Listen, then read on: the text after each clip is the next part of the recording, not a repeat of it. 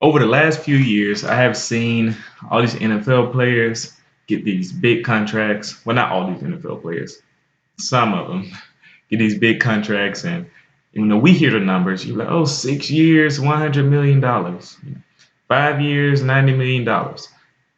All the ridiculous numbers that we hear. I think what most people tend to overlook all the time is that they don't automatically get all of that money. Only so much of that money is guaranteed. The rest of it is based on incentives and the ability of the player to prove that they deserve that money. And I think that creates a problem, mainly because there are so many people. The average person, I believe, in our society is financially illiterate. Most people don't know how to use the money that they've been given, whether you make six figures, seven figures, or whether you make five figures or four. People do not know how to use their money and don't know basic concepts for how to use it. And even though we have resources and there are some people out there teaching, sometimes it's too expensive, but sometimes people they're just not doing it. They don't think it's important enough. And that leads to one problem. When we saw it with the documentary Broke from 30 for 30, there are these players who make all this money who go broke and who are bankrupt and don't have any money. And so this video, hopefully, I just want somebody to see it, somebody out there with money, one of those NFL players to see it. Maybe this can help them. I'm gonna show how to use that money to ensure that you never go broke. And this is gonna be very simple. I'm not gonna get into real details of it. It's just gonna give you the basic ideas so that you can know. So first of all, I'm gonna use Tyrod Taylor, quarterback of the Buffalo Bills, who just signed his new 6-year, $92 million deal as an example. So you hear that 6 year, $92 million, you're like, whoa, he's rich, he's set for life.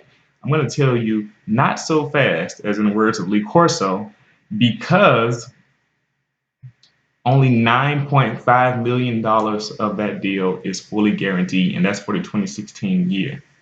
So obviously, I'm going to say this now, Tyrod Taylor should not live the rest of his life assuming that he has $92 million. Tyrod Taylor should live the rest of his life on a big lump sum salary of $9.5 million. He should assume that this $9.5 million that he's fully guaranteed to make in 2016 will be his sustainable income for the rest of his life, which is possible.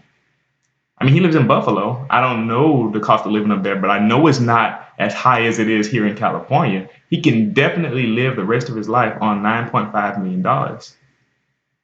This way, this ensures that he does not go broke. This ensures that he does not overspend his money. Buy you a nice, affordable home. Doesn't cost millions of dollars to do that. Buy you a nice, affordable, sustainable car. Take care of those things and use the rest of the money to pay all the debts you have and to pay your bills, and you'll be set for the rest of your life, notwithstanding all the extra money that you could possibly make from fulfilling your incentives and deals. But you can use the $9.5 million to live the rest of your life. This will ensure that you never go broke and you don't have to worry about bankruptcy. I don't know why we don't insist on our players doing this, because it just naturally makes sense. Like me, if I got $5 million, I would find a way to budget my life to live on $5 million. That doesn't mean that I don't think I can make more than $5 million. It just means that I'm guaranteed not to overspend my money and run out and go broke. So even if I do make extra money, I can adjust accordingly. But I do not need to live above my means, which is what a lot of players are doing. So Tyrod Taylor, and I'm going to say it again because you just got to keep saying it, $9.5 million. Expect that you will live based on $9.5 million. So now, with that, the crazy part is with $9.5 million, that is a lot of money. So he can handle setting his house for good, like getting his car and like buying the basic expenses he needs to live and have that for the rest of his life. But that's still so many millions of dollars left over that he could invest in. He can get investment grade life insurance, the type of things that have compound interest that allow him to make even more money himself and provide protection for his family. Most people don't even know about that, like stuff like IULs and VULs, and that's a whole nother topic. That's financial concepts, which is not the goal of this video. And also, you got mutual funds, you have investments. You could fund a business idea, a reputable business idea, because we also hear about people who prey on players using money for their business deal, but a reputable business deal, and that can generate more income for you. And that could be what you live on rather than trying to splurge and spend all that money and live on that, which is not sustainable.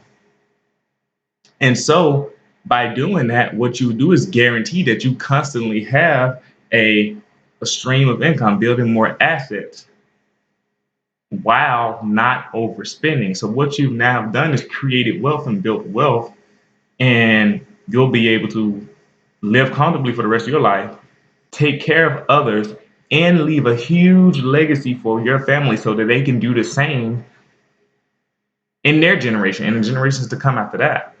It's really simple, but for some reason, our society does not do this. This is not just athletes, this is just people with money in general. And then whether you're black, white, Asian, people of all, they all do it. They all do it. And it's absolutely crazy that people do it. And so every NFL player should do that. They should live their life based on the fully guaranteed money that they receive in their contracts.